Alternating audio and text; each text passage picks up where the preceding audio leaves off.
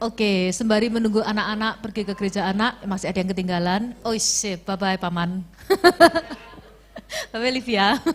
Oke, jadi sebelum kita memulai firman Tuhan, saya ingin mengundang salah satu dari tim kami. Pertama-tama terima kasih sudah diundang kembali ke GBIS River of Life, kembali ke gereja saya. Tapi saya juga bawa teman-teman dari Singapura juga, dan saya ingin mengundang salah satu teman dari tim kami untuk membagikan kesaksian. Oke, Josephine, you want to come here? Pinjam mic-nya satu ya.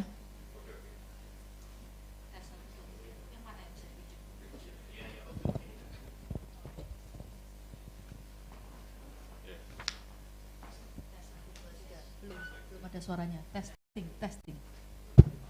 Oke, siap. Need to introduce. Hi, I'm Josephine. Hai, nama saya Josephine. Okay, yeah, I'll start the testimony. Even though I was a Christian then, Jadi waktu itu kan saya udah jadi orang Kristen nih. I had a lot of fear in my life. Tapi saya masih punya banyak ketakutan. The devil had lied to me and I believed them as truth. Iblis itu menanamkan dusta di dalam kehidupan saya, tapi saya percaya bahwa itu adalah sebuah kebenaran. Truth that I'm not good enough in my abilities. Saya selalu merasa bahwa saya memiliki kekurangan di dalam kemampuan saya. Yeah, I went through deliverance. Saya melalui pelepasan tuh banyak banget, saudara. After I joined the missions ministry in City Harvest. Dan waktu itu saya mulai bergabung dengan tim Mission Day Harvest. God gave me the strength to forgive those who hurt me. Dan Tuhan memberikan saya sebuah kekuatan untuk mengampuni orang-orang yang sudah melukai saya. I surrender my life to Him as much as I can. Saya selalu berusaha untuk selalu serahkan kehidupan saya kepada Tuhan. I went on mission trips and continue to focus on Him. Dan saya selalu berusaha untuk pergi ke ladang misi dan fokus saya kasih kepada Tuhan. The Word of God allows me to renew my mind. Dan firman Tuhan itu memperbarui pikiran saya and to change my thinking patterns. Dan mengubah pola pikir saya menjadi lebih baik. I was reminded to put on the armor of God. Dan saya selalu diingatkan untuk memasang selengkap senjata Allah and to trust in His promises. Dan percaya kepada janji firman-Nya. I am a child of God. Bahwa saya adalah anak Allah. I'm still learning to love myself. Dan saya sampai saat ini masih belajar bagaimana saya bisa mengasihi diri saya. And to know that God loves me. Dan untuk mengenali bahwa Tuhan itu mengasihi saya. I am fearfully and wonderfully made. Karena saya dibuat oleh Tuhan dengan indah. God challenged me to go up to a higher level. Dan Tuhan itu menantang saya untuk masuk ke level yang lebih tinggi lagi. So God continue to heal me over a period of time. Dan melalui saat-saat ini Tuhan itu sudah menyembuhkan saya berulang kali. I can feel inner joy and inner peace more. Sehingga saya sekarang bisa merasakan sukacita yang melimpah dari dalam hati saya. And I found a voice to speak up. Dan saya juga bisa bersuara lebih keras lagi, saudara. I could do things that I never thought is possible. Dan saya juga bisa melakukan hal-hal yang dulu belum pernah saya lakukan sebelumnya. I am more closer to God now. Saya sekarang lebih dekat dengan Tuhan. I continue to learn to hear from Him. Dan saat ini saya terus belajar untuk mendengar dari Tuhan. Yeah, God reminded me that my calling is to lead people out of slavery. Dan Tuhan itu selalu ingatkan saya bahwa ketika Tuhan memanggil saya, Tuhan itu panggil saya untuk menjadi seorang Musa yang menyelamatkan atau melepaskan budak-budak dari tanah Mesir. Just like me, you can experience the love of God. Dan saya percaya, kalau Tuhan bisa pakai saya, maka Tuhan bisa pakai setiap saudara yang ada di tempat ini. Amin. Yeah. Terima kasih. Puji Tuhan. Puji Tuhan.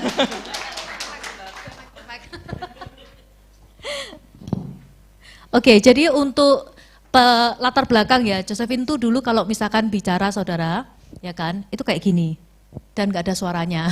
Jadi sekarang tuh super jauh lebih baik. Nah dulu dia tuh nggak bisa main gitar, tapi karena dia saking cintanya sama Tuhan dan dia tuh pingin bisa menyembah Tuhan, dia belajar gitar. Dan sekarang gitarannya dia oke lah, maksudnya lebih baik dari gitaranku. Oke, jadi sekarang ya nama saya Sofia. Ya buat yang belum kenal saya, nama saya Sofia dan hari ini saya akan bawakan firman Tuhan. Judulnya itu pelayanan pendamaian. Jadi kalau jadi ini pelayanan pendamaian. Kenapa saya mau cerita tentang ini kan? Kenapa saya mau sharingkan ini? Karena ya ini saya, Sofia Novita. Jadi kalau misalkan perkenalan dulu lah ya, saya dari Tuban sama dengan asal-usulnya Citintin gitu kan. Tapi Citintin lahir Surabaya, Cik. Oh, lahir Tuban juga. Oh, Tuban juga, ya. Jadi ada 3 orang Tuban di sini. Dan kemudian saya sempat lulus dari School of Theology atau Sekolah Teologi di tahun 2011 dan saat ini pelayanan sebagai pemimpin Komsel, pemimpin di Missio Dei Harvest, kemudian juga tim penerjemah bahasa Indonesia di City Harvest, pelayanan di SOSO itu Inner Healing Ministry, jadi kesembuhan luka batin, dan kemudian terakhir saya baru-baru ini baru lulus dalam Associate Degree in Ministry di tahun 2024. Jadi, nah terima kasih Su. Nah tapi maksudnya, nggak perlu tepuk tangan kalau yang ini. Tapi jadi waktu di jadi di gereja itu kan kita itu sebenarnya ada banyak pendalaman Alkitab gitu kan. Dan salah satunya itu yang saya suka itu namanya Profesor Doug Peterson. Nah, Profesor Doug Peterson itu dulu dia adalah dosen di Vanguard University. Tapi nggak cuma dia dosen di Vanguard University, beliau itu juga sebenarnya mendirikan sekolah, nggak tahu ratusan di Amerika Latin. Jadi dia tuh kayak setiap hari itu dia membiayai dan menyekolahkan lebih dari 100.000 anak. Dari satu orang, tapi pelayanannya itu benar-benar sampai 100.000 anak. Dan saudara, Profesor Doug Peterson itu bukan orang Amerika Latin, dia orang Kanada. Tapi dia diutus sama Tuhan untuk pergi ke Amerika Latin, jadi dia harus belajar bahasa Spanyol. Jadi dia bilang belajar bahasa itu paling susah. Kamu suruh aku hafalkan ayat, itu lebih gampang daripada belajar bahasa Spanyol, katanya dia. Tapi ya puji Tuhan karena dia mau belajar dan mau mengikuti panggilan Tuhan, akhirnya dia bisa bahasa Spanyol. Tapi sekarang sudah agak lupa dikit-dikit. Nah, saudara, karena aku belajar di SOT juga, di SOT, dan kemudian Profesor Doug Peterson itu sempat ngasih pendalaman Alkitab di dalam kitab 1 Korintus dan 2 Korintus. Makanya saya ingin bagikan beberapa yang dari 2 Korintus tentang pelayanan pendamaian ini. Nah, sebelum kita dengarkan firman Tuhan, kita berdoa yuk.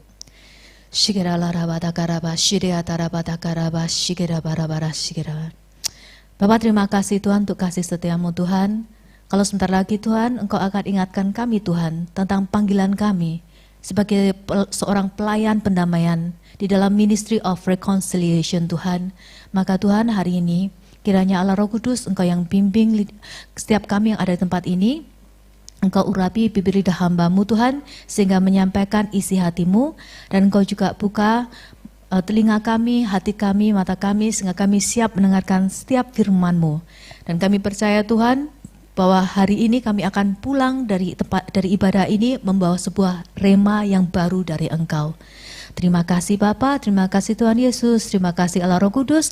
Kami memang serahkan Tuhan firman-Mu Tuhan dari awal, pertengahan hingga akhirnya di dalam nama Yesus. Dan setiap orang yang siap mendengarkan firman Tuhan, mari kita katakan amin. Haleluya. Oke. Nah, karena ini tentang pelayanan pendamaian, maka saya ingin kita akan lihat di dalam 2 Korintus 6. Sebenarnya panjang ya. Oh, enggak, 2 Korintus 6 ayat 1 dan 2. Oke, saya akan bacakan ya. Sebagai teman-teman sekerja, kami menasihatkan kamu supaya kamu jangan membuat sia-sia kasih karunia Allah yang telah kamu terima.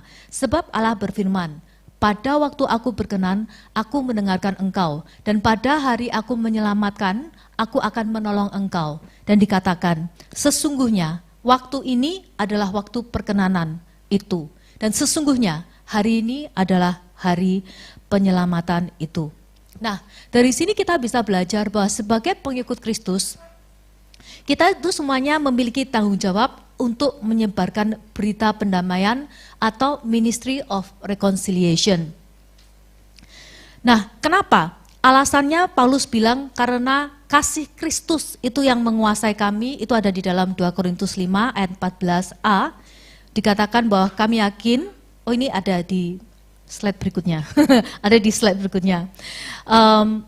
Sebentar ya, kami yakin 14a-nya kayaknya mungkin nggak ada ya.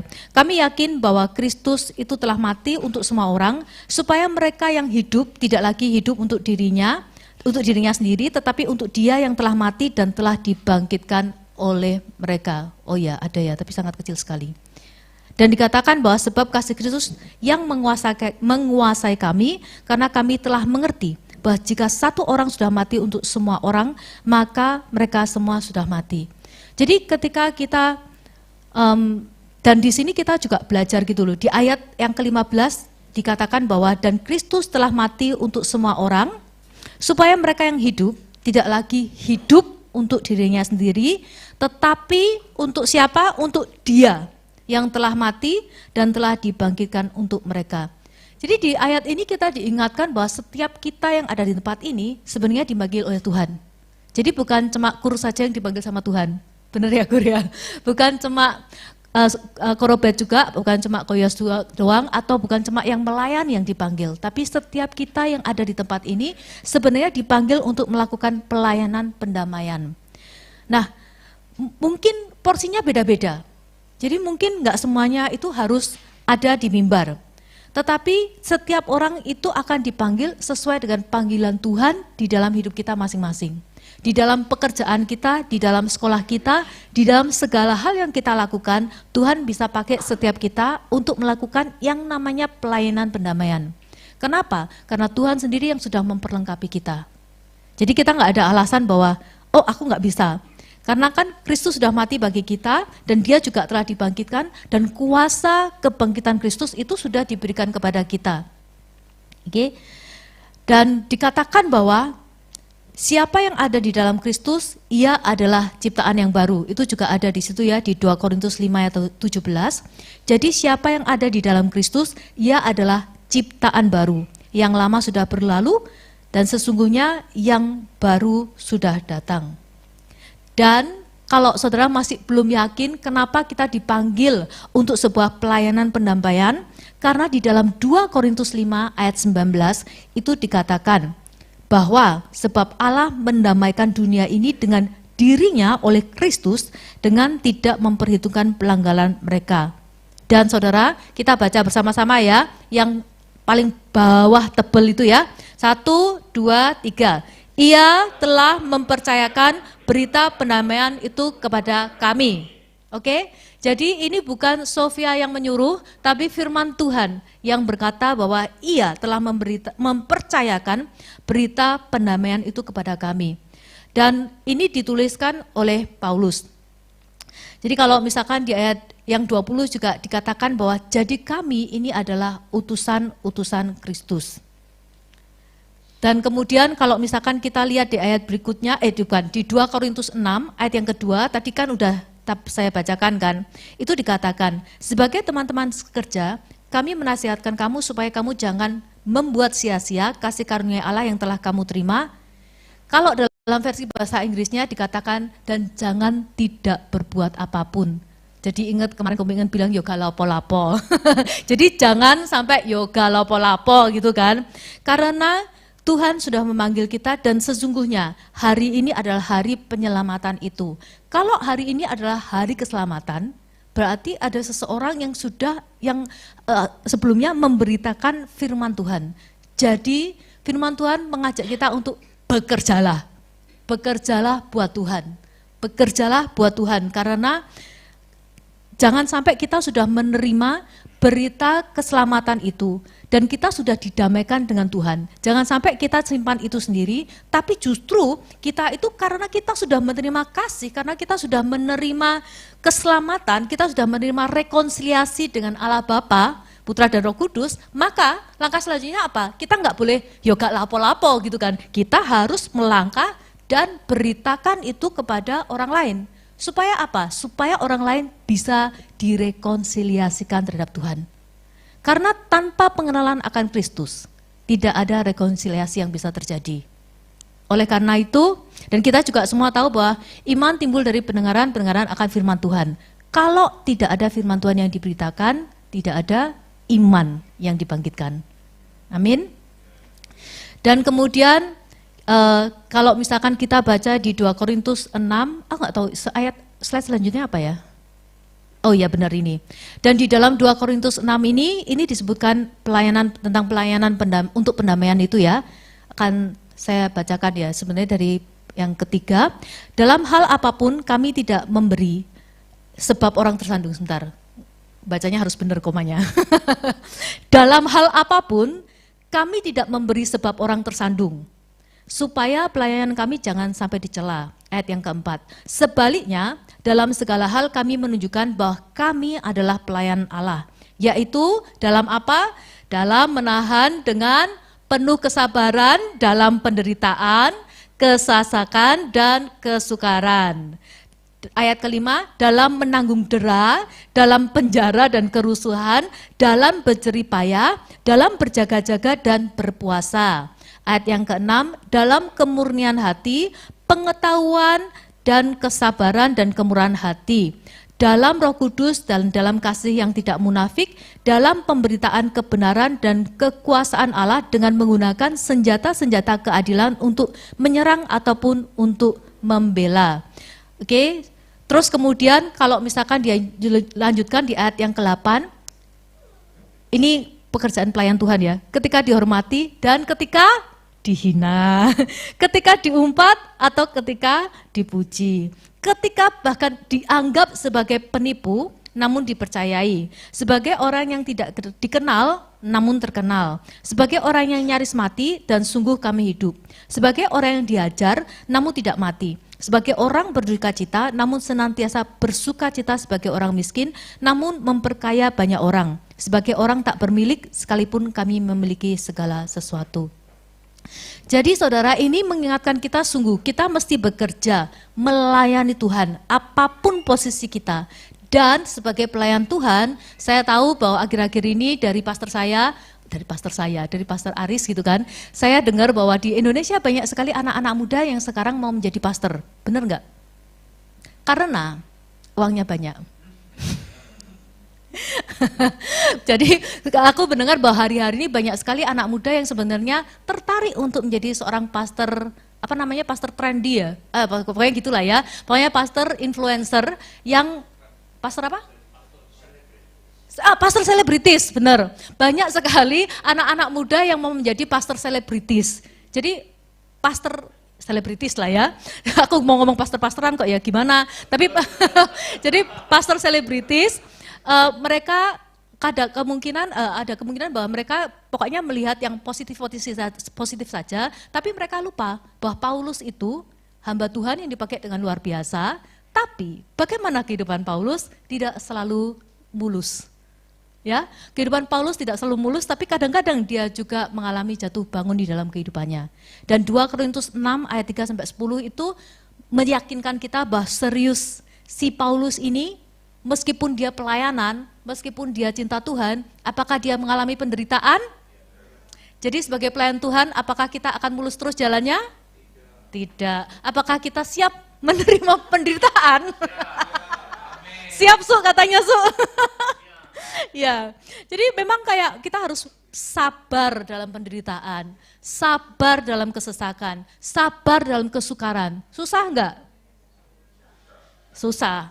Tapi selalu ada yang kita terima dari Tuhan. Meskipun kita nggak tahu apakah kita akan terima saat ini atau nanti di surga, kayak gitu kan.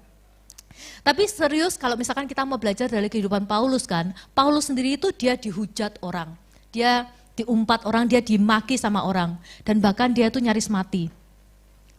Dan kita juga harus belajar bahwa pengorbanan dan pelayanan, ya, dua hal ini, pengorbanan dan pelayanan, itu sebenarnya detak jantungnya Injil. Yang bisa menyebarkan Injil itu ketika ada orang-orang seperti jemaat di GBI Esrol yang mau berkorban dan yang mau melayani. Ada amin? Ada. Ya, kadang-kadang itu ini mungkin slide selanjutnya kayaknya ya. Kayaknya harus ini. Pengorbanan dan pelayanan itu adalah detak jantung Injil. Jadi kadang-kadang sebagai pelayanan Tuhan, kita bisa menderita kesengsaraan. Bukan berarti melayani Tuhan terus kemudian jalan kita lancar terus. Kita selalu dapat kasih karunia, selalu dapat berkat terus. Enggak saudara, yang namanya ngikutin Tuhan, kesengsaraan bisa terjadi. Kesengsaraan terjadi dalam bentuk apa? Ada permasalahan. Siapa yang enggak punya masalah, saya ingin coba ikut saudara. Jadi permasalahan, ada konflik. Konflik sederhana, bahkan kadang-kadang antara, aku mau ngomong sederhana tapi antara suami istri biasanya kadang-kadang enggak sederhana. Jadi konflik antara mungkin orang tua dan anak. Konflik mungkin dengan teman-teman sekantor. atau mungkin konflik dengan teman-teman sepelayanan, ya kan? Terus kadang-kadang juga tekanan hidup, atau bahkan cuma sekedar gelisah, susah tidur. Ya, itu namanya sengsara ya kalau susah tidur, bener ya? Kalau kita bisa tidur dengan nyenyak itu bahagia. Nah, tapi kalau nggak bisa tidur, apalagi berhari-hari lamanya, sengsara hidup kita. Penderitaan hidup, terus kemudian kerja keras. Itu kan untuk beberapa orang, sebenarnya nggak beberapa orang, tapi untuk kerja keras itu kadang-kadang orang juga melihatnya sebagai sebuah kesengsaraan. Nah, masalahnya apa? Masalahnya kita juga diperlengkapi sama Tuhan, nggak cuma dengan, bukan diperlengkapi, maksudnya dengan kesengsaraan yang kita terima, itu Tuhan juga sebenarnya membawa kebajikan. Karena dari kesengsaraan itu kita dimurnikan, kita diberikan kesabaran, kita juga menerima kebaikan, dan kita yang terpenting kita memiliki kasih. Jadi ketika kita melalui semua penderitaan kita, kesengsaraan kita, permasalahan kita, sebenarnya apa yang terjadi, kita sedang dibentuk sama Tuhan. Dan dari situ Tuhan bisa menyatakan kasih-Nya kepada kita. Dan untungnya Tuhan itu selalu memperlengkapi anak-anaknya. Nah, jadi Tuhan itu memperlengkapi kita dengan kebenaran. Dan kalau misalkan saudara tadi dengerin kesaksiannya Josephine kan, hari demi hari Tuhan itu ungkapkan satu persatu dusta-dusta yang dulunya dia percaya sebagai kebenaran, tapi ternyata bukan. Dan Tuhan memperlengkapi Josephine dengan kebenaran firman Tuhan, dengan senjata kebenaran, dan Allah Roh Kudus. Karena di dalam ada kuasa Allah di dalam Roh Kudus. Jadi kita itu sebagai pelayan pendamaian, sebenarnya kita bukan mengandalkan kekuatan kita sendiri, tapi kita bergantung dengan Roh Kudus. Karena Roh Kudus itu yang akan memberikan kuasanya di dalam hidup kita, sehingga tanda-tanda, mujizat itu bisa mengikuti kita. Amin. Tapi saudara jangan melenceng, diselewengkan kemana-mana. Kenapa? Karena tujuan kita untuk menjadi pelayanan pendamaian bukan supaya kita berkuasa, bukan supaya kita, wah kalau misalkan Sofi datang, wah mujizat terjadi, kesembuhan terjadi. Enggak, bukan untuk itu. Sebenarnya tujuan kita harus kembali ke dasar. Kenapa Tuhan mau kita diselamatkan? Kenapa Tuhan mau kita direkonsiliasikan dengan Allah Bapa? Karena tujuannya adalah untuk kita menjadi makin hari menjadi serupa dengan gambar dan rupa Kristus. Jadi pada dasarnya di atas semua pelayanan yang kita punyai atau yang kita kerjakan, tetap tujuan utamanya ketika kita menjadi pelayanan pendamaian itu adalah untuk menjadi serupa dengan gambar dan rupa Kristus. Jadi jangan sampai itu dilupakan. Oke, katakan kepada kanan kiri saudara, kamu harus menjadi serupa dengan Kristus. Amin. Amin. Nah sekarang pertanyaannya, bagaimana kita bisa menjadi serupa dengan gambar dan rupa Kristus? Oke, slide berikutnya. Oke, jadi bagaimana caranya menjadi serupa dengan gambar dan rupa Kristus? Artinya kita harus melakukan dua hal ini, menanggalkan dan kemudian mengenakan. Menanggalkan dan mengenakan. Ini mungkin aku bawa jaket, tiketnya lebih ini ya. Tapi kalau di belakang males ngambil, tak ambil dulu lah ya. Males. Ya, that's mine. Oke, jadi biar ada bayangannya lah ya. Intinya, apa yang harus kita kenakan dan apa harus kita tanggalkan. Jadi kalau misalkan ini kegelapan, ya udah kita harus menanggalkannya. Tapi kalau misalkan itu terang, berarti harus kita pakai. Oke, dan apalagi yang harus kita tanggalkan? Kita harus menanggalkan manusia lama, dan apa yang kita kenakan? Manusia baru. Apa yang harus kita tanggalkan? Manusia lama dan manusia baru. Jadi manusia lama, manusia baru ini ada dua ya. Saudara bisa lihat di ayat-ayat ini nanti setelah ibadah selesai, karena kalau misalkan kita pendalaman Alkitab saat ini nggak cukup waktunya, kalian catat aja. Roma 13 ayat 11-14 kita menanggalkan, oke, kita tanggalkan, tapi kita juga pakai lagi sesuatu yang baru, terang itu. Terus manusia yang lama kita harus tanggalkan dan kita pakai manusia yang baru.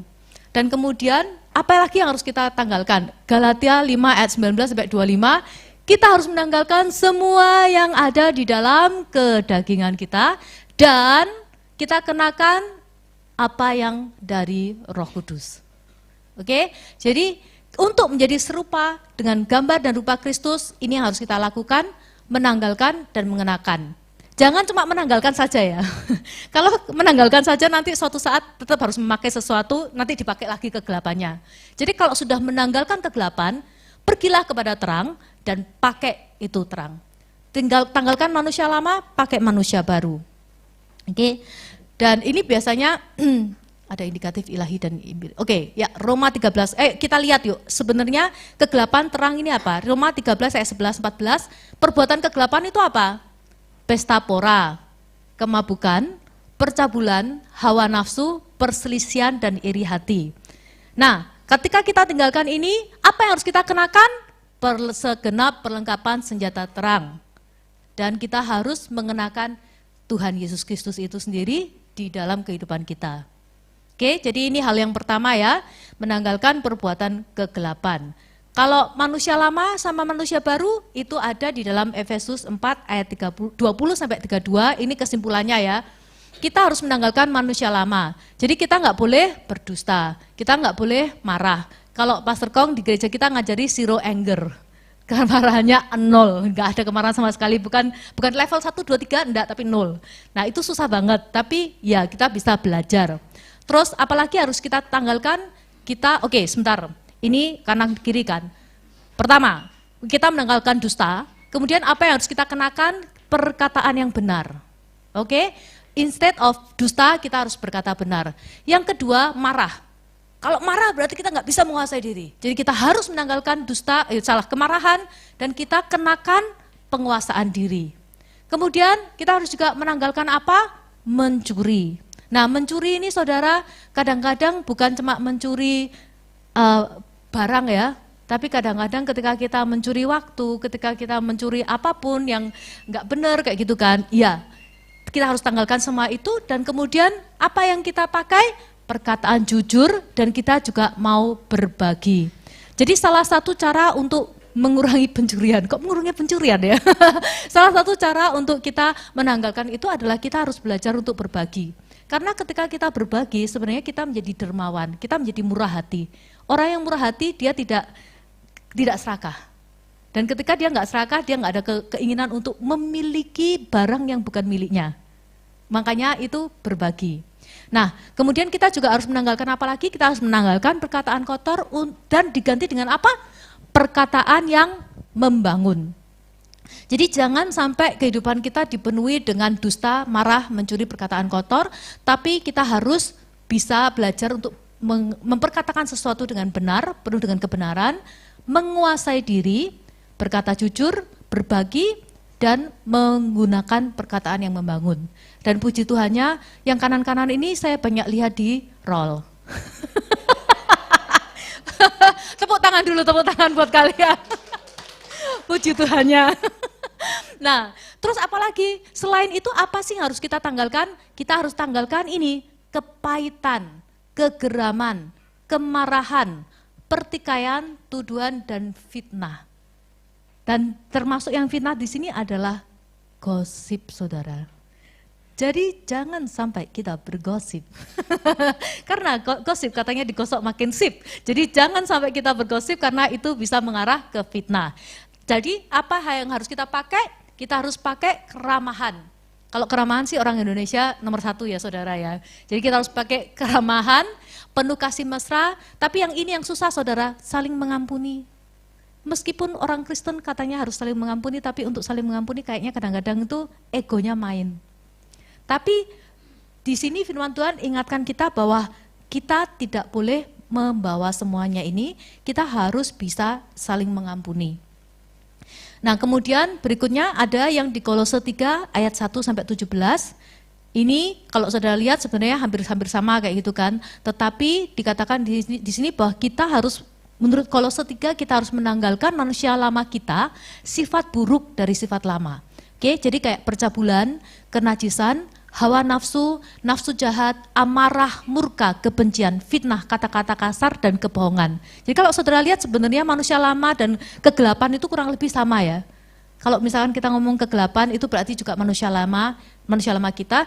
Dan bagaimana kita bisa mengenakan manusia yang baru, kita harus hidup di dalam belas kasihan, kemurahan, kerendahan hati, kelemah lembutan, kesabaran, sabar dalam segala sesuatu, pengampunan.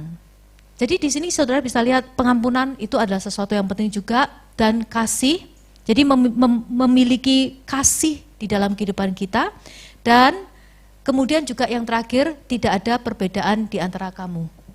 Artinya kita memandang semua orang itu adalah ciptaan Kristus. Kita menghormati setiap orang, apapun posisi mereka, seberapapun kecil atau besarnya aset mereka, kita tetap menghormati mereka. Karena apa? Bukan karena mereka layak dihormati, bukan karena kita takut sama mereka, tapi enggak, kita menghormati seseorang karena mereka adalah ciptaan Tuhan. Makanya tidak ada perbedaan di antara kita. Bedanya kalau bisa kita justru melayani, kayak gitu kan. Nah, kemudian yang terakhir di Galatia 5 ayat 19-25, ini sebenarnya adalah buah-buah roh. Yang kedagingan semuanya tadi sudah disebutkan ya saudara. Nah sekarang jadi gimana? Kita harus hari lepas hari hidup di dalam Galatia 5 ayat 19-25 ini. Jadi hari ini saya kasih PR buat saudara. Ya meskipun ini ibadah gitu kan. Tapi ternyata ada PR-nya. PR-nya apa saudara? PR-nya nanti malam saudara baca Galatia 5 ayat 19-25 ini. Dan checklist satu-satu. Tanya sama Tuhan. Tuhan hari ini aku sudah punya kasih enggak di dalam hidupku? Tuhan hari ini aku punya sukacita enggak? Tuhan hari ini aku punya damai sejahtera enggak? Tuhan hari ini aku sabar enggak? Aku murah hati enggak? Tuhan hari ini aku baik enggak? Tuhan hari ini aku setia enggak sama kamu? Tuhan hari ini aku melakukan kelemah lembutan enggak? Dan terakhir, Tuhan hari ini apakah aku bisa menguasai diri enggak? Oke, jadi ini semua adalah hal-hal yang kita harus pakai sebagai umat Kristus supaya apa? Ketika kita memiliki ini, maka yang terjadi kita akan disempurnakan di dalam Kristus dan kita akan diperlengkapi supaya apa? Kita bisa melakukan pelayanan pendamaian. Karena ketika orang melihat bahwa kita memiliki buah-buah roh ini, mereka akan bisa melihat Kristus di dalam kehidupan kita. Dan ketika mereka melihat Kristus di dalam kehidupan kita, mereka akan bisa percaya ketika kita melakukan pelayanan pendamaian kepada mereka. Karena kalau misalkan kita sudah direkonsiliasi dengan Tuhan dan orang lain itu melihat kehidupan kita, ada perubahan dalam hidup kita, orang itu sebenarnya tertarik. Mereka ingin tahu, kok kamu bisa berubah? Kok kamu bisa glowing? Bukan karena Korea treatment, tapi karena kemuliaan Tuhan terpancar dari hidup kita. Nah, jadi itu akan membuat penginjilan kita lebih mudah juga. Karena apa? Bukan kita yang ngomong terus sama mereka, tetapi justru mereka tertarik melihat kehidupan kita yang berubah. Dari situ kita punya jalur untuk memberitakan berita pendamaian ini kepada mereka. Oke? Dan itu akan membuat kehidupan saudara jauh lebih mudah daripada saudara harus penginjilan tanpa dasar apapun. Tapi kalau misalkan kita memiliki buah-buah roh ini, dan terutama ketika kita sudah menjalin hubungan dengan orang yang ingin kita jangkau, itu akan membuat penginjilan jauh lebih mudah. Karena mereka melihat bahwa ada sesuatu yang berbeda di dalam pelayan Kristus. Ada sesuatu yang berbeda yang mereka nggak tahu. Ini apa? Karena memang ketika kita ada di dalam Kristus, maka kita sendiri hari lepas hari akan makin dikuduskan, makin disucikan di dalam Kristus. Dan kita baca di dalam 2 Korintus 7 ayat 1, ada nggak ya? Terus itu slide-nya nggak hafal soalnya. Saudara-saudaraku, ada. Jadi di sini dikatakan bahwa saudara-saudaraku yang kekasih, karena kita sekarang memiliki janji-janji itu, marilah kita menyucikan diri kita dari semua pencemaran jasmani dan rohani, dan dengan demikian menyempurnakan kekudusan kita dalam takut akan Allah. Jadi takut akan Allah itu penting. Nah, dari sini itu cuman background saja saudara. Kita akan masuk ke dalam firman-Nya hari ini. Jadi apa sih sebenarnya yang dimaksud dengan berita pendamaian? Ada 3 di sini. Ada 3 berita pendamaian yang harus kita bawa. Yang pertama, berdamai dengan Allah. Oke, jadi yang pertama kita sendiri harus berdamai dengan Allah, supaya apa? Supaya kita juga bisa mendamaikan orang lain dengan orang Allah. Yang kedua, tidak cuma kita berdamai dengan Allah, tapi kita harus berdamai dengan diri sendiri. Tadi kalian juga dengar dari Josephine kan, dia sampai sekarang masih belajar untuk mengasihi dirinya sendiri. Artinya dia masih dalam proses untuk berdamai dengan diri sendiri. Yang ketiga, berdamai dengan sesama. Ingat tadi ada apa? Saling mengampuni. Jadi saling mengampuni itu artinya berdamai dengan sesama. Oke, saya akan bahas 3 hal ini, kemudian kita selesai. Belum sih, masih lama kok. Jadi, yang pertama apa? Berdamai dengan Allah. Jadi berdamai dengan Allah. Yang kedua, berdamai dengan diri sendiri. Yang ketiga, berdamai dengan sesama. Nah, berdamai dengan Allah itu cuma bisa dilakukan lewat Yesus Kristus, karena Tuhan sendiri yang bilang bahwa satu-satunya jalan kebenaran dan hidup adalah Yesus Kristus. Jadi untuk kita bisa berdamai dengan Allah, satu-satunya jalan cuma melalui Yesus Kristus. Yang kedua, bagaimana kita bisa berdamai dengan diri sendiri? Kita tanggalkan semuanya tadi dan kita kenakan yang di kanan tadi ya, tanggalkan manusia lama, kenakan manusia baru. Kenapa? Karena ketika kita berdamai dengan diri sendiri, tujuannya adalah untuk kita supaya menjadi semakin serupa dengan Kristus. Kemudian yang ketiga, berdamai dengan sesama, saling mengampuni, supaya apa? Supaya kita bisa jadi berkat dan membawa orang lain berdamai dengan Allah juga. Oke, yang pertama, berdamai dengan Allah. Yang pertama, berdamai dengan Allah, kita lihat di dalam 2 Korintus 5 ayat 18. Dikatakan, dan semuanya ini dari Allah, yang dengan perantaraan Kristus telah mendamaikan kita dengan dirinya dan yang telah mempercayakan pelayanan pendampaian itu kepada kami. Slide-nya udah selesai ya? Terus pertanyaan? Oh belum? Oke ya udah balik lagi. Balik lagi karena belum waktunya. Oke, jadi berdamai dengan Allah di dalam 2 Korintus 5 ayat 18 dikatakan dengan perantaraan Kristus yang telah mendamaikan kita dengan dirinya dan yang telah mempercayakan pelayanan pendamaian itu kepada kami. Dan kalau misalkan dibaca di dalam kitab Amplified, saya bacakan dalam bahasa Inggris ya. But all things are from God, who through Jesus Christ reconciled us to himself. Ya kan? Jadi Tuhan Yesus sendiri dengan perantaranya itu telah mendamaikan kita, merekonsiliasi kita dengan dirinya sendiri. Supaya apa? Supaya kita diberikan pelayanan pendamaian. Dalam bahasa Inggris, Ministry of Reconciliation. Jadi bukan cuma mendamaikan tapi merekonsiliasi. Tugas kita sebagai orang Kristen ya bisa menjadi pelayanan pendamaian untuk membawa rekonsiliasi. Tidak hanya membawa orang ini berrekonsiliasi dengan Tuhan, tapi dengan diri sendiri dan dengan sesama. Supaya apa? Di dalam proses kita akan menjadi makin lama, makin serupa dengan Kristus. Nah, jadi caranya berdamai dengan Allah gimana? Kita harus meminta pengampunan dari Tuhan dan menerima Yesus Kristus sebagai Tuhan dan Juru Selamat kita. Karena Tuhan Yesus sendiri bilang, hanya melalui Dia kita bisa mendapatkan pendamaian dengan Tuhan. Oke. Yang kedua, berdamai dengan diri sendiri, karena ketika kita menerima Kristus, maka kita semuanya adalah ciptaan baru kan. Jadi kita harus menanggalkan manusia lama, mengenakan manusia baru. Kalau kita ternyata saat ini, tadi waktu saya baca-baca, ternyata saya masih hidup dalam kegelapan. Jadi gimana dong? Ya nggak apa-apa. Nggak apa-apa itu bukan berarti nggak ngapa-ngapain ya. Ketika kita menyadari bahwa ternyata kita masih pakai manusia lama, bahwa ternyata kita masih hidup dalam kegelapan, apa yang harus kita lakukan? Kita harus bertobat. Dan kita harus meminta pengampunan. Supaya apa? Supaya kita bisa tanggalkan itu, terus kita pakai manusia yang baru. Kita pakai buah-buah roh. Dan dengan itu maka harus bertobat dan minta pengampunan. Yang ketiga, untuk berdamai dengan sesama, karena kita kan utusan Kristus. Oke, aku bacakan lah ya. 2 Korintus 5 ayat 20 dikatakan bahwa jadi kami ini adalah utusan-utusan Kristus, seakan-akan Allah menasihati kamu dengan perantaraan kami. Oke ya, seakan-akan Allah menasihati kamu dengan perantaraan kami, dalam nama Kristus kami minta kamu berilah dirimu didamaikan dengan Allah. Kalau kita sudah menerima pendamaian itu sendiri, kita bisa diutus oleh Allah, kita bisa diutus oleh Kristus, dan kita menjadi dutanya Kristus. Kita menjadi duta-duta utusannya Kristus untuk membawa pendamaian itu sendiri.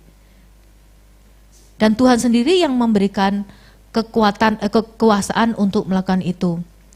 Dan tapi untuk bisa melakukannya, maka ada di Matius 22 ayat 37 sampai 40 itu tentang hukum pertama yang terutama, dua hukum yang utama. Pertama apa? Mengasihi Tuhan Allah dengan segenap hati kita, dengan segenap jiwa dan dengan segenap akal budi kita. Tapi yang kedua apa?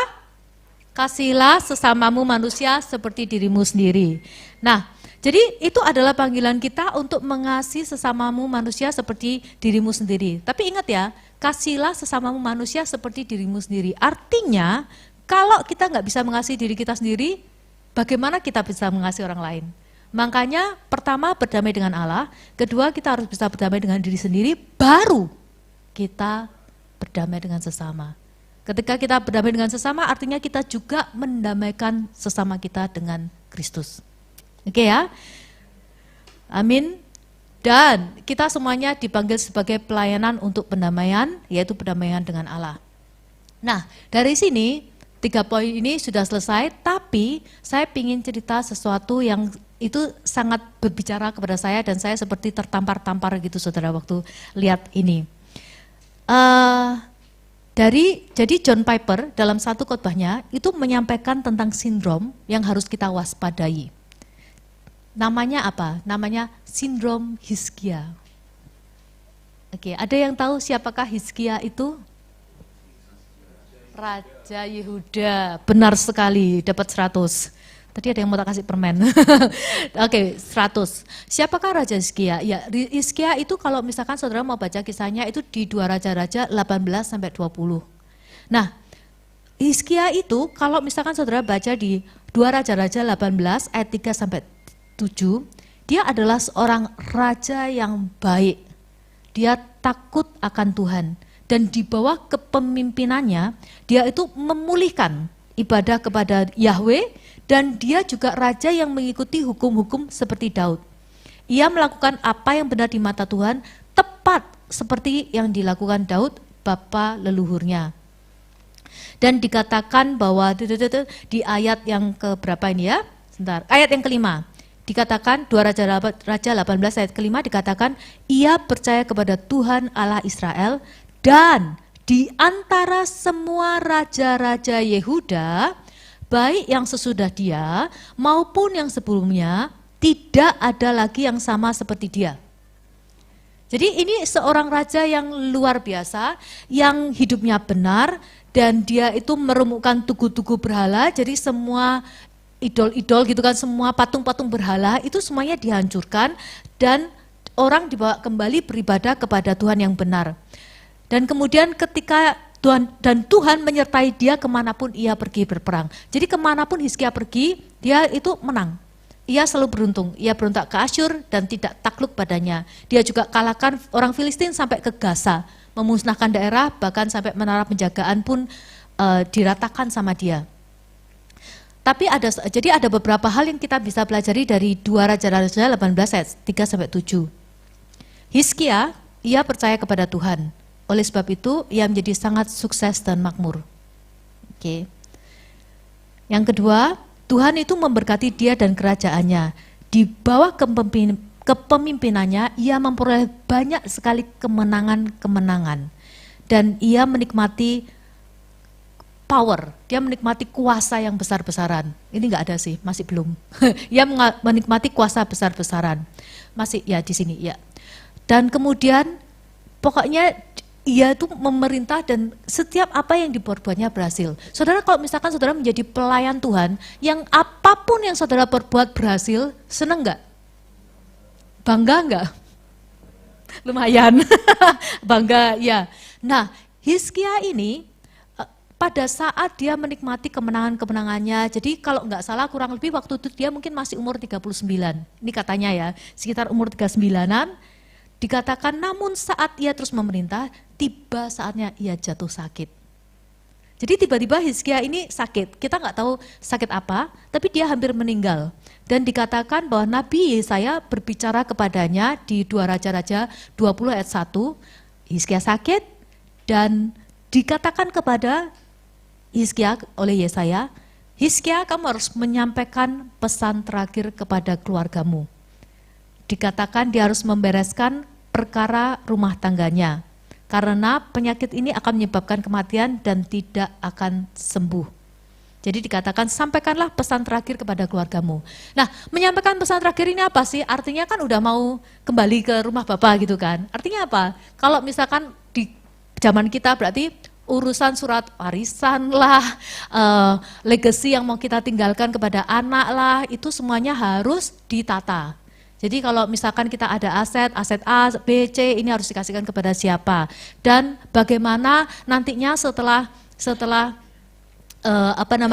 keluarga kita ditinggalkan, nanti peraturan sistemnya gimana. Atau katakanlah misalkan di gereja kalau misalkan ada pengalihan kepemimpinan misalkan. Jadi bagaimana caranya dari pemimpin sebelumnya ke pemimpin selanjutnya, nilai-nilai apa yang harus tetap dipegang, visi-visi apa yang harus tetap dipegang, itu harus diajarkan sebelum kembali, kalau ini dalam kasus Hizkia, sebelum dia kembali ke surga, bagaimana dia menginginkan penerusnya untuk mengatur atau memerintah kerajaan. Benar nggak? Kalau misalkan kalian raja dan kalian tahu bahwa kalian akan segera dipanggil sama Tuhan, apa yang kalian siapkan? Kalian siapkan, oh nanti ya panglima ini, kamu ini, gini. Terus nanti yang sebagai penerusku, kamu harus berpegang teguh pada nilai-nilai ini. Ini visi kerajaan kita, jangan sampai ditinggalkan. Jadi Hizkia ini sebenarnya disuruh sama Tuhan untuk menyampaikan pesan terakhir kepada keluarganya atau istilahnya membereskan perkara rumah tangganya. Nah, jadi dengan kata lain Yesaya menyuruh dia untuk mempersiapkan diri bagi siapa sih? Generasi selanjutnya. Setelah ditinggalkan Hizkia, generasi selanjutnya gimana? Untuk memastikan bahwa raja berikutnya juga memiliki nilai-nilai takut akan Tuhan yang dimiliki oleh Hizkia. Ingat ya, Hizkia itu dia sangat cinta sama Tuhan dan dia itu hidup benar. Nah, jadi persiapkan generasi berikutnya untuk melanjutkan bahwa kekuasaannya tidak berakhir di zaman Hizkia. Namun masalahnya di sini Hizkia itu dia terlalu nyaman dan dia menikmati berkatnya. Oke, jadi dia belum ingin mati sehingga dia berdoa sama Tuhan. Kan umur 39 itu masih muda ya. Amin ya. Umur 39 itu masih muda. Jadi Hizkia merasa, aduh Tuhan ini mungkin belum waktuku. Kemudian dia berdoa sama Tuhan, Tuhan tolong sembuhkan aku, kayak gitu kan. Dan sungguh Tuhan kita Tuhan yang baik kan. Tuhan dengar doa Hizkia, dikasih perpanjangan umur berapa tahun? 15 tahun. Nah, kemudian ketika dia dikasih perpanjangan umur 15 tahun itu, dia seneng dong, wah ternyata doaku masih didengar sama Tuhan, ya kan? Tapi di dalam proses ini, kita nggak tahu kapan Hizkia itu memiliki kesombongan. Kita nggak tahu kapan. Tapi karena dia selalu diberkati oleh Tuhan, makanya kita harus hati-hati ya kalau kita menerima berkat, kita juga harus hati-hati. Di sini karena Hizkia terlalu nyaman untuk menikmati semua berkat yang sudah Tuhan berikan di dalam kehidupannya, ia menjadi puas diri dan dia bangga dengan prestasi yang dicapainya. Jadi kita harus hati-hati, makanya itu buah roh itu tetap harus ada, kerendahan hati itu tetap harus kita punyai. Tuhan kasih dia 15 tahun lagi, dan sekarang kan kalau misalkan kalian dalam posisi Raja Hizkia, udah mau mati, disembuhkan sama Tuhan, dikasih waktu 15 tahun lagi, dan sebelumnya sama Tuhan disuruh untuk bereskan perkara rumah tangga kan, kalian bakalan ngerjain apa? Siapkanlah, mumpung masih 15 tahun kan, suksesi gitu kan, untuk mempersiapkan generasi selanjutnya. 15 tahun lumayan lah ya, daripada cuman besok kamu akan mati. Kalau besok kan wah nulisnya bingung. 15 tahun kan ada strategi-strategi yang bisa diajarkan kepada generasi berikutnya. Untuk mempersiapkan anak-anak kita menjadi raja berikutnya, untuk terus takut akan Tuhan, untuk terus berjalan di dalam jalan Tuhan, sehingga berkat Tuhan tetap mengalir. Tetapi, again, apa yang dilakukan Hizkia? ketika dia mendapatkan umur yang panjang, dia menjadi puas diri, ia sombong. Dan slide berikutnya. Ini dari ayat 12 sampai 15. Dikatakan pada waktu itu Merodak Baladan bin Baladan. Oke, kalau kita lihat bin berarti kan putra dari gitu kan, anak dari gitu kan. Jadi Merodak Baladan bin Baladan, Raja Babel, menyuruh orang membawa surat dan pemberian kepada Hizkia sebab telah didengarnya bahwa Hizkia sakit tadinya. Hizkia bersuka cita atas kedatangan mereka, lalu diperlihatkanlahnya kepada mereka segenap gedung harta bendanya, emas dan perak, rempah-rempah dan minyak yang berharga, gedung persenjataannya dan segala yang terdapat dalam perbendaraannya. Tidak ada barang yang tidak diperlihatkan Hizkia kepada mereka di istananya dan di seluruh daerah kekuasaannya. Ayat ke-14, kemudian datanglah Nabi Yesaya kepada Raja Hizkia dan bertanya kepadanya, apakah yang telah dikatakan orang-orang ini dan dari manakah mereka datang? Jawab Hizkia, mereka datang dari negeri yang jauh, dari Babel. Ayat 15, lalu tanyanya lagi, apakah yang telah dilihat mereka di istanamu? Jawab Hizkia, semua yang ada di istanaku telah mereka lihat, tidak ada barang yang telah tidak kuperlihatkan kepada mereka di perbendaharaanku. Nah, yang salah apa sih di sini? Yang salah adalah Hizkia itu karena dia saking sombongnya dan dia puas dengan dirinya, dia itu memamerkan semua kekayaannya, semua kekuasaannya kepada Raja Babel, anaknya Raja Babel. Oke. Padahal itu kan Raja Babel itu kan siapa? Musuhnya kan. Nah, akhirnya apa yang terjadi berikutnya? Kalau saudara lihat di ayat berikutnya, dikatakan bahwa penerusnya Raja Hizkia itu siapa? Anaknya. Tadi benar Manasye ya. Ya, jadi penerusnya Raja Hizkia itu adalah Manasye. Nah, Manasye ini kalau saudara nanti baca, saudara bisa baca ya, dia itu adalah raja yang terkeji, terkejam. Bayangkan dari yang terbaik menjadi yang terkejam itu gimana caranya gitu loh. Karena, dan saudara lihat ya, Manasye itu waktu dia dilantik jadi raja, dia masih berumur berapa? 12. Tadi ingat ya, berarti sebenarnya Manasye ini dilahirkan pada zaman 15 tahun dia dikasih kasih karunia Tuhan. Dan di dalam kasih karunia Tuhan sebenarnya itu dia sudah dikasih tahu sama Tuhan untuk mempersiapkan generasi selanjutnya. Tapi apa yang Manasye lakukan? Apa yang Hizkia lakukan? Dia tidak mempersiapkan Manasye. Padahal Manasye itu adalah anak yang didapatkan pada zaman kasih karunia 15 tahun ini. Jadi, di sini saudara, jangan sampai kita punya sindrom Hizkia. Kalau saudara lihat, Hizkia itu tampaknya rohani. Karena kalau saudara lihat di ayat 19, dikatakan, sebelumnya, Hizkia itu, saya bilang, 16-18. Lalu berkata kepada Hizkia, dengarkanlah firman Tuhan, sesungguhnya suatu masa akan datang bahwa segala yang ada dalam istanamu dan yang disimpan oleh nenek moyangmu sampai hari ini akan diangkut ke Babel, tidak ada barang yang akan ditinggalkan. Demikianlah firman Tuhan, dan dari keturunanmu yang akan kau peroleh akan diambil orang untuk menjadi sida-sida di istana Raja Babel. Saudara lihat responnya Hizkia gimana? Hizkia bilang, jika Allah berfirman demikian, itu pasti baik. Jika Allah berfirman demikian, itu pasti baik. Kayaknya rohani ya, benar gak sih? Responnya rohani, tetapi dia berpikir dalam hatinya, itu tidak akan terjadi selama hidupku. Aku akan menikmati kedamaian dan keamanan selama aku hidup. Dari sini saudara, kita bisa lihat ketika kita cuman egois, mementingkan diri kita sendiri, ketika kita sudah menerima rekonsiliasi dari Tuhan dan kita cuma simpan sendiri, apa yang akan terjadi kepada generasi berikutnya? Kerusakan, kekejian, dan itu yang akan terjadi. Oleh karena itu, sekali lagi hari ini saya ingin ingatkan saudara bahwa tentang 3 berita pendamaian ini. Pertama, kita harus berdamai dengan Allah. Yang kedua, kita harus berdamai dengan diri sendiri. Dan yang ketiga, jangan lupa kita harus berdamai dengan sesama. Dalam konteks berdamai dengan sesama artinya kita juga harus membawa berita pelayanan pendamaian. Jangan sampai kita punya sindrom Hizkia. yang penting awakku enak. Kenapa? Ya, yang penting awakku selamat, anakku tidak ngerti urusannya sama Tuhan. Jangan sampai seperti itu. Generasi berikutnya itu urusan mereka sama Tuhan, yang penting aku hidup di dalam Tuhan. Kita nggak boleh berhenti di poin kedua, kita harus juga menjalani poin ketiga. Amin saudara? Amin. Yuk kita tutup mata kita. Tuhan, terima kasih Tuhan karena Engkau telah mengingatkan kami sekali lagi Tuhan, bahwa saat ini Tuhan, kami Tuhan harus berdamai dengan Engkau. Dan kami juga Tuhan harus berdamai dengan diri kami sendiri Tuhan, sebelum akhirnya kami Engkau utus Tuhan untuk membawa berita pendamaian itu.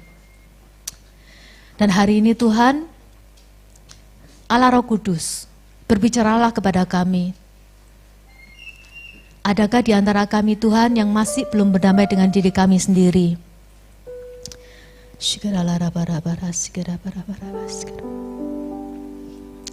Allah Roh Kudus,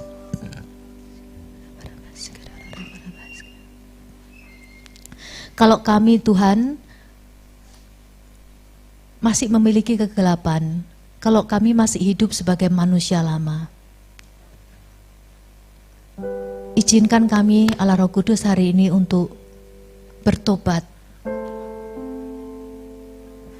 Izinkan kami hari ini Tuhan untuk menanggalkan semua kedagingan kami, sehingga kami dapat memakai terang-Mu Tuhan.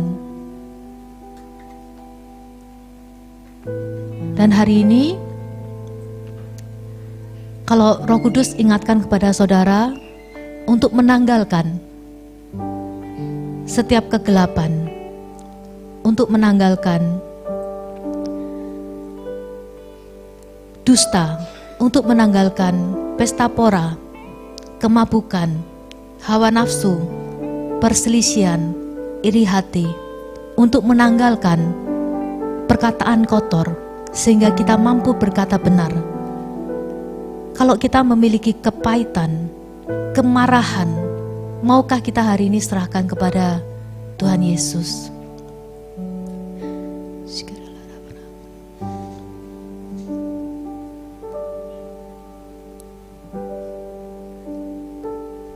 Kita doa sama-sama, yuk ikuti doa saya ya. Tuhan Yesus, hari ini aku mau memberikan setiap kepahitan yang mungkin aku ketahui atau bahkan aku gak sadari. Tapi Tuhan Yesus, Engkau tahu hati kami. Dan aku mau serahkan setiap sisi gelap hidup kami ke dalam tangan-Mu. Tuhan Yesus, bersediakah Engkau untuk mengampuni kami? Dan hari ini kami mau belajar untuk hidup di dalam terang sebagai manusia baru. Dan kami siap untuk menerima kasih-Mu, sukacita-Mu, damai sejahtera-Mu, kesabaran, menerima kemurahan, menerima kebaikan, kesetiaan, kelemah lembutan, dan penguasaan diri. Terima kasih Tuhan Yesus. Kami hari ini mau berkomitmen untuk menjadi pelayan pendamaian-Mu. Amin.